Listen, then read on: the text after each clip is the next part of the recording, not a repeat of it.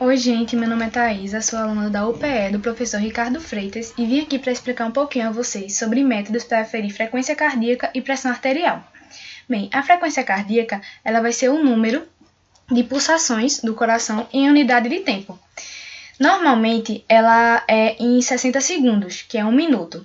Aí vai ficar ppm, que é pressão, pulsações por minuto. Bem, a frequência cardíaca basal é aquela quando o indivíduo está dormindo, então ela vai ser uma frequência cardíaca a mais baixa. A de repouso normalmente está entre 60 e 100 ppm, que são pulsações por minuto. E a frequência de exercícios e quando está fazendo esforço, normalmente ela é maior. Existem alguns métodos para aferir a frequência cardíaca. Um deles é o palpatório. O palpatório consiste em colocar a mão do paciente à altura do coração e com 2 ou 3 dedos colocar na artéria radial ou na artéria carótida e também na artéria temporal. Colocar em um cronômetro, normalmente é por 60 segundos, e ver quantas pulsações. O número de pulsações por minuto vai ser como o outro, como eu falei, pulsações por minuto. Se for 80, ou vai ficar 80 pulsações por minuto. O outro modo é o cardiofrequencímetro. O cardiofrequencímetro ele vai ser um aparelho que normalmente é usado em treinos, que vai ser para ter um monitoramento da frequência cardíaca. Então vai ser também pelo número de pulsações. O eletrocardiograma ele é um exame que ele vai ser para avaliar a atividade elétrica do coração. Ele vai ser dado em gráficos e esses gráficos eles vêm em onda. A onda P ela vai ser a despolarização atrial, ou seja, é a sístole atrial, a contração. O complexo QRS vai ser da despolarização ventricular, contração ventricular, sístole. E a onda T, o traço da onda T, ela fala sobre a repolarização ventricular.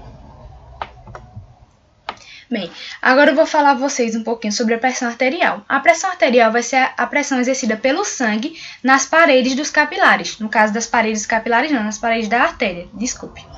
Normalmente, a pressão arterial, ela, para ser considerada normal, a pressão sistólica, sim, a unidade da pressão arterial é milímetros de mercúrio.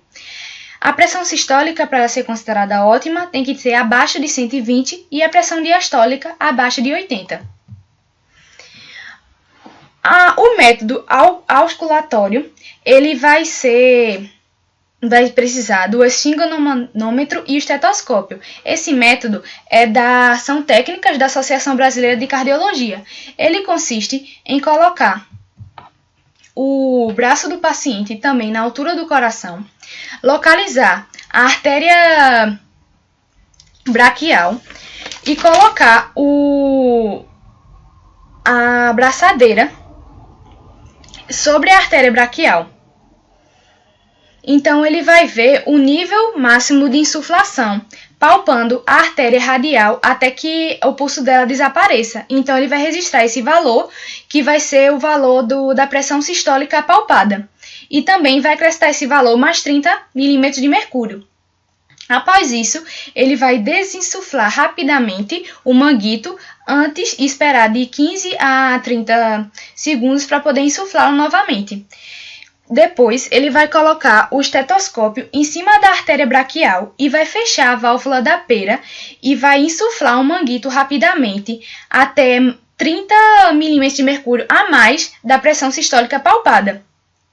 E depois disso, ele vai desinsuflar o manguito para que a pressão ela abaixe de 2 a 3 milímetros de mercúrio por segundo.